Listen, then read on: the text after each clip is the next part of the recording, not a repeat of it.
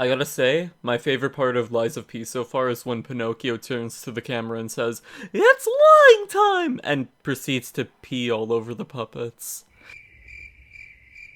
I'm sorry.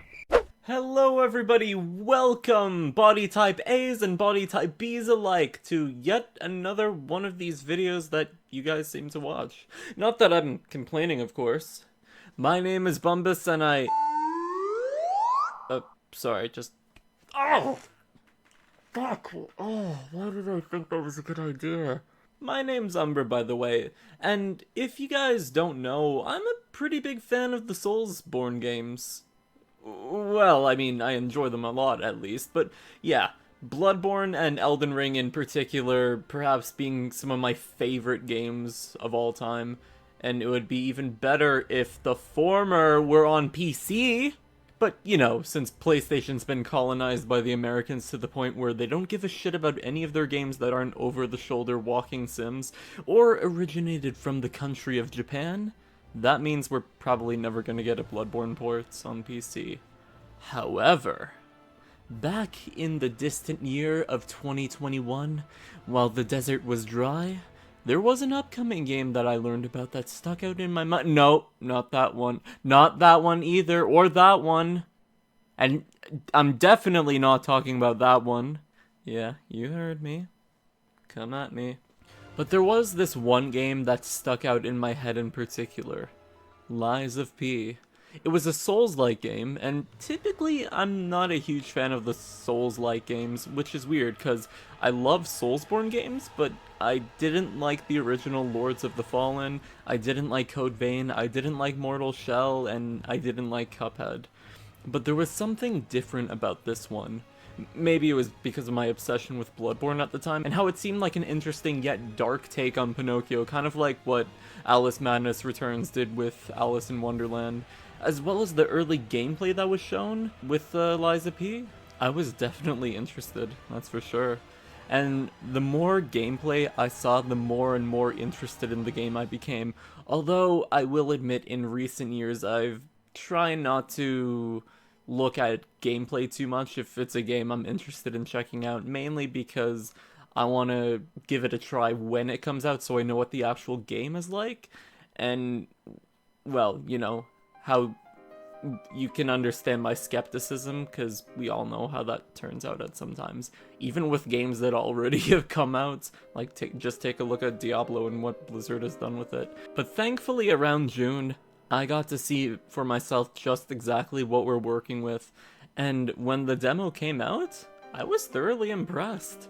Although, I will admit, like I said, I'm a little bit jaded when it comes to new games, so I was still a little skeptical, but then when I heard it was coming to Game Pass day one, thankfully I was able to also try it again myself on day one, without worrying too much about whether or not I should spend the $80, that's $60 for people who live in Freedom Land.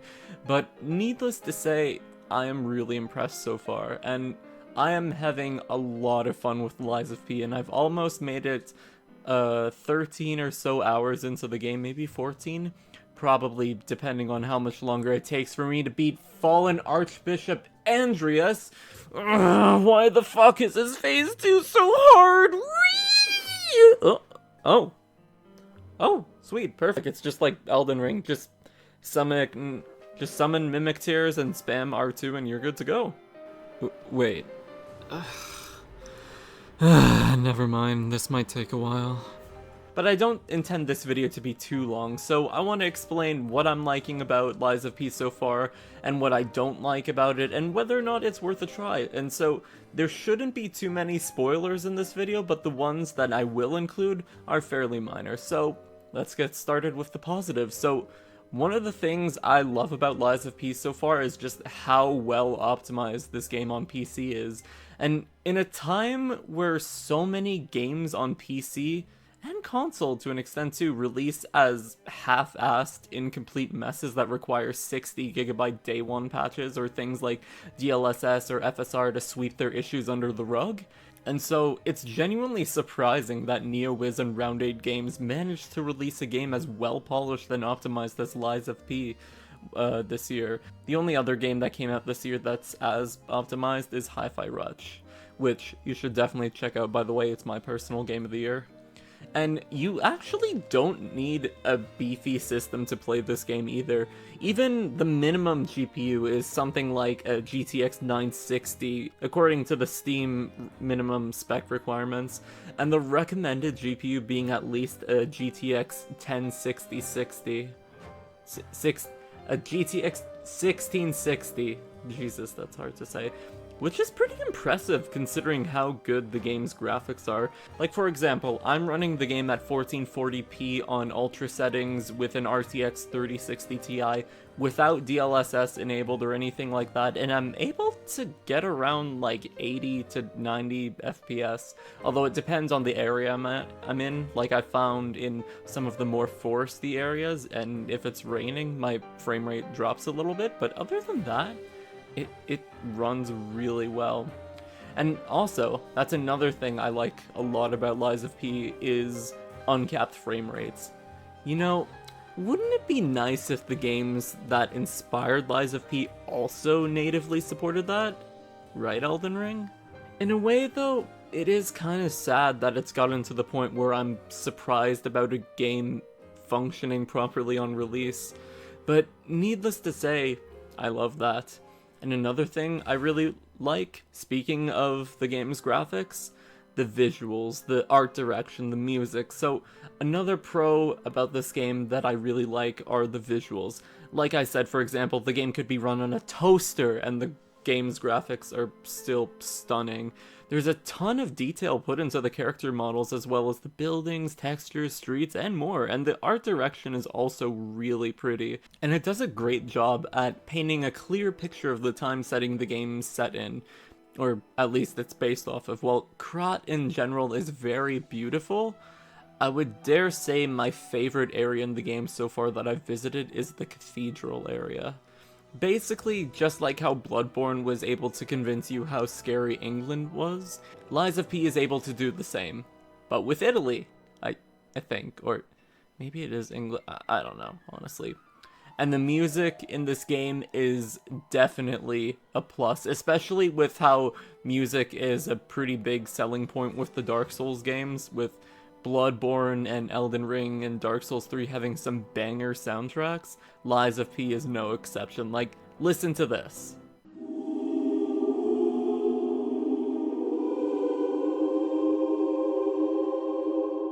Close your eyes, come to me,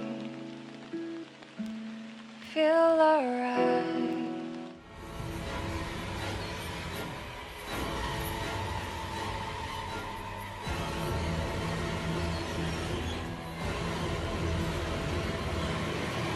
Need I say more?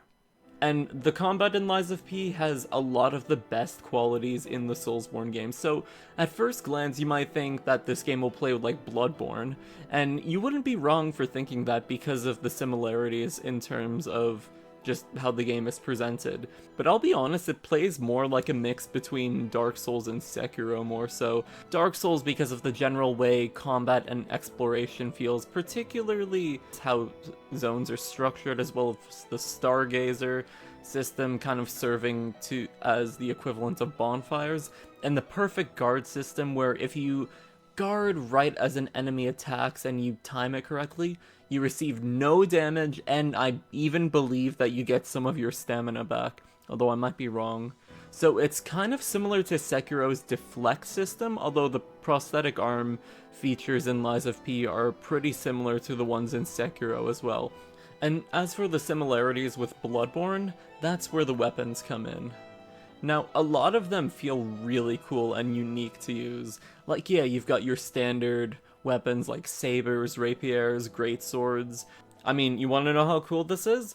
Like, for example, you can put the greatsword of Fate Blade on the booster glaive handle, and so you get a motherfucking Naginata. Like, it's really cool. And what's also pretty nice is you get the Fable art from that specific blade. So the blade accounts for the damage and the handle accounts for the move style. So let's say, for example, you put the Greatsword of Fate Blade on the, the Booster Glaive handle. You have the Booster Glaive's moveset, but you have the Greatsword of Fate's Fable art. And so it's really nice to have that option to switch things up. But now, like with every game, no game is perfect. So now I want to be talking about some of the cons with Lies of P, in my opinion. So while I do enjoy the combat, it can start a little bit slow at first, especially with how interesting the Legion arms and weapon assembly system make things. So, and if you don't like those weapons, those 3 weapons that you start with, the rapier, the saber, and the greatsword, it might be a little while before you find something you truly like. And funny enough, like, while I do enjoy the strength weapons in a lot of the Soulsborne games, I'm personally not a fan of the way that motivity builds work in Lies of P, which is the equivalent of strength. They just feel a bit too slow and clunky for my liking, and considering how poise in this game feels about as useful as Blizzard's PR team, as of right now I find myself enjoying technique or dexterity a lot more in Lies of P, at least as of right now. Although that could change if I happen to find a motivity weapon I like later on and I'm able to respec.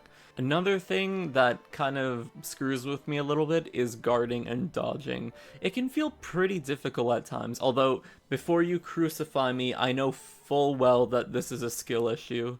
So I find that I personally react way too quickly sometimes, so I find it difficult to get the timing right for the perfect guards, while dodging has definitely improved since the demo. It was a little bit fucky before, and apparently I've learned you can apparently upgrade the dodging to be a lot more smooth as you progress through the game with the P-organ system, I think it's called. It's still a little bit tricky to get the hang of.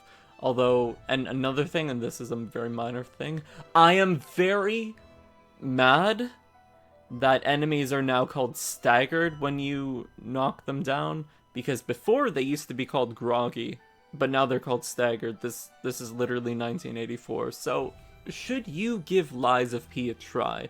So, with what I've played of Lies of P so far, I gotta say I'm really enjoying it, and I would dare say, while it's not my personal game of the year, at least right now, it's definitely in my top 5. Like, the visuals are incredible, the combat is difficult yet fun, and the worlds and areas you explore, and even the game's lore, which is a lot more easier to follow than the Soulsborne games, it's really captivating, and I'm just having a damn good time with Lies of P, and I would highly recommend checking the game out. I will say though, if you're playing the game on PC or Xbox, I would recommend trying the game out through Game Pass and figuring out whether you enjoy it or not and want to continue playing. And then if you do enjoy it, I would highly recommend that you support the developers and buy the game. They definitely deserve your support, I will say that.